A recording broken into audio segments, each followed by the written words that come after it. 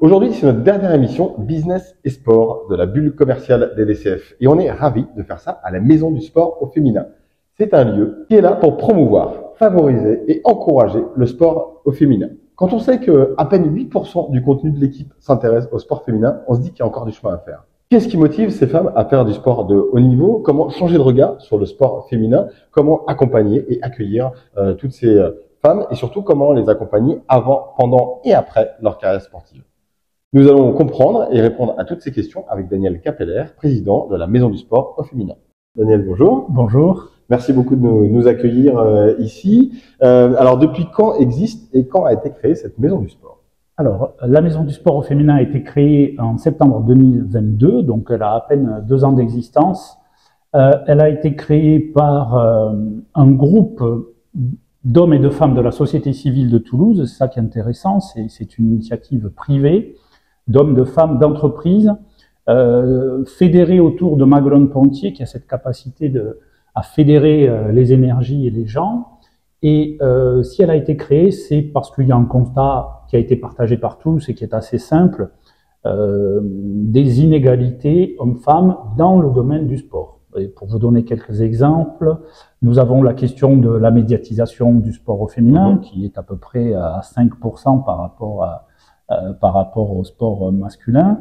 On a la question de la précarité dans la vie des sportives, et y compris des sportives à haut niveau, c'est-à-dire que le fait de vivre de son sport est plus compliqué que pour les hommes, bien évidemment. On a la question de l'accès, tout simplement, au sport, l'accès aux équipements. Curieusement, même, ça commence dès l'école et le collège, l'accès aux équipements sportifs est plus compliqué.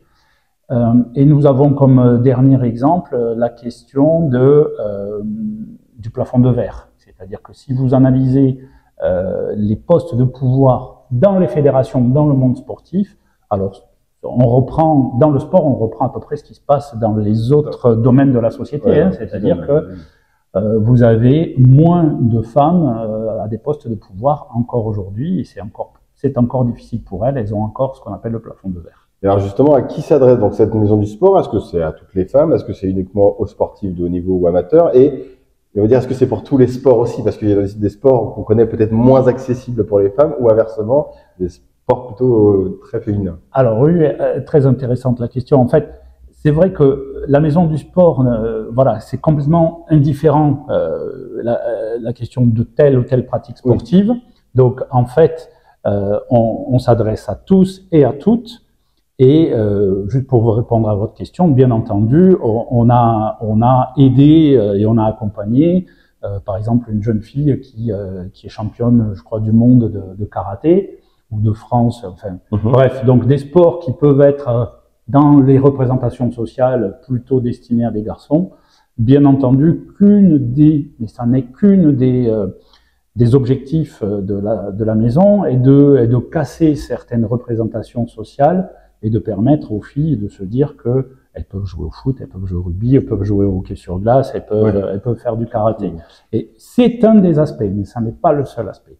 Non, on va le voir tout à l'heure justement dans une autre question, mais on en parlait tout à l'heure, c'est accessible à toutes et il y a beaucoup de sensibilisation aussi. Alors, vous le disiez au début, ça a été créé par des entreprises aussi, par des professionnels. Donc justement, toutes ces entreprises qui sont partenaires, j'ai vu qu'il y avait quand même beaucoup de clubs sportifs qui sont tous, en tout cas adhérents ou partenaires. Qu'est-ce qu'ils viennent chercher et qu'est-ce qu'ils apportent? Vous me disiez tout à l'heure qu'ils apportent pas que du financier justement. C'est vrai, c'est vrai. Alors, qu'est-ce qu'ils viennent chercher? Je pense très sincèrement que ce soit les grands clubs sportifs ou les grandes entreprises locales qui nous accompagnent depuis le début, je pense qu'il y a une certaine logique par rapport à leur propre politique interne. Alors dans les clubs, c'est le développement du sport au féminin, que ce soit, donc ils ont de plus en plus des sections féminines, que ce soit au basket, au rugby, au football. Donc pour eux, c'est un prolongement naturel de quelque chose, d'une politique interne, donc de venir à l'association pour le développement du sport au féminin.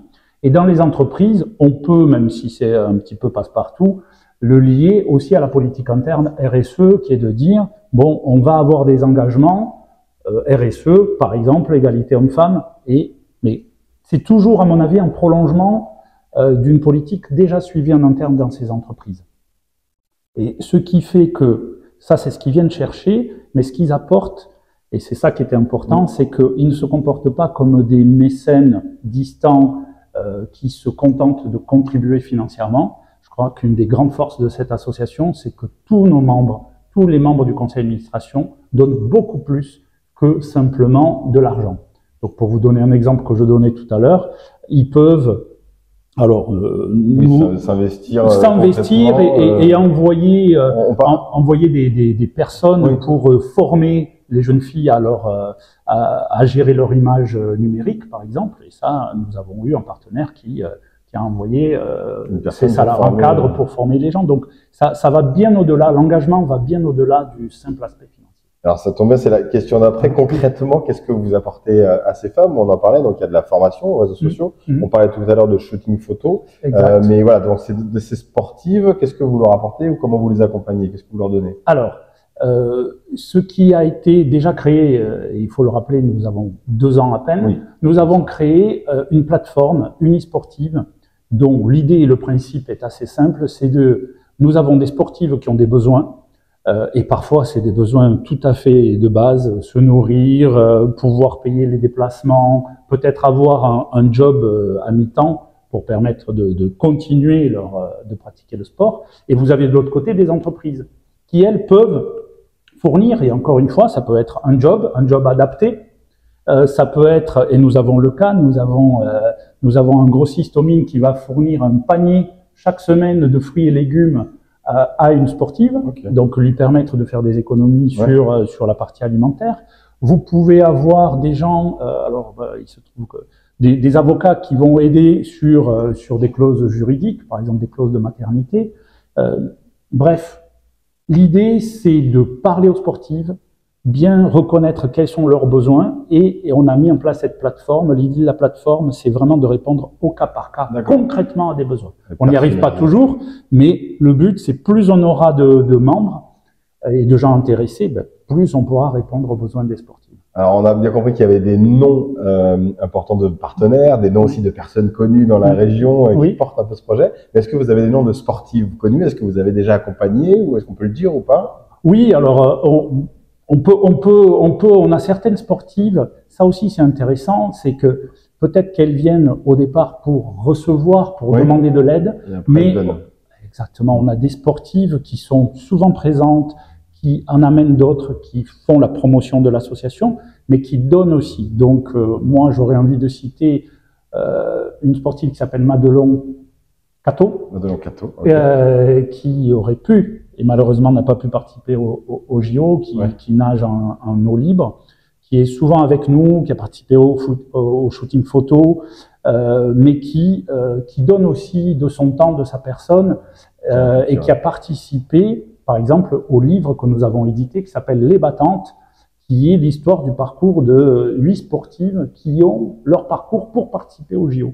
Et c'est là, en le lisant, qu'on se rend compte quand même des sportifs de très très haut niveau, elles traversent des galères qui sont assez impressionnantes quand on compare par rapport aux performances.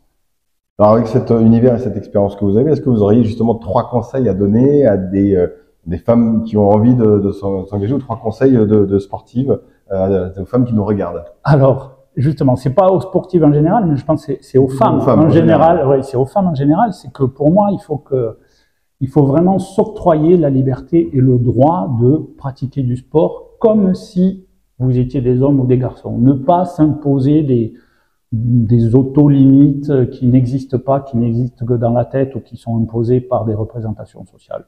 Il y a vraiment, je reprends votre question, vous pouvez jouer au football, vous pouvez jouer au rugby, vous pouvez faire du karaté, enfin, il y a aucune raison pour qu'elles s'interdisent. Donc ça, ce serait vraiment le premier conseil, c'est se sentir libre, s'octroyer le droit de. Le deuxième, un peu plus concret, c'est vraiment, comme tous les sportifs, de prévoir plusieurs plans. Il faut prévoir l'après-carrière, il faut souvent, alors comme disent les papas et les mamans, les études aussi, la vie familiale, tout parier sur la carrière sportive. C'est un peu comme les carrières artistiques, il vaut mieux avoir des plans B, des plans C et avoir une vision globale de sa vie et de l'après. Il faut penser l'après avant. Exactement. C'est ça. Exactement. Dernière question, merci beaucoup pour cet entretien. Où est-ce qu'on peut retrouver toutes les informations justement sur cette maison du sport? J'ai vu que vous étiez sur les réseaux sociaux et où est-ce qu'on peut acheter ce livre ou se procurer ce livre? Alors, pour commencer, le livre. Alors, il est dans pas mal de librairies ici dans le sud-ouest et dans le sud-est. Je sais qu'à Toulouse, à Nîmes, à Bordeaux, à Narbonne. Donc, bon, si vous habitez dans ces villes, on peut le retrouver dans certaines librairies. En ce qui nous concerne, nous avons aussi un podcast qui s'appelle Mickey, du nom d'une déesse. Vous pouvez l'écouter sur toutes les plateformes qui existent. Donc Spotify, Deezer, etc. On peut trouver. Merci. Et nous avons LinkedIn et Instagram. Donc les réseaux sociaux, un site internet et toutes les bonnes librairies de la pour les battantes. Occitanie pour les battantes. Parfait. Exactement. Merci beaucoup Daniel pour cette interview. Be Active, Be Inclusive. Retrouvez toutes les informations sur la Maison du Sport au féminin sur les réseaux sociaux ou sur leur site internet. Et bien sûr, en description, retrouvez toutes les informations des DCF. À bientôt.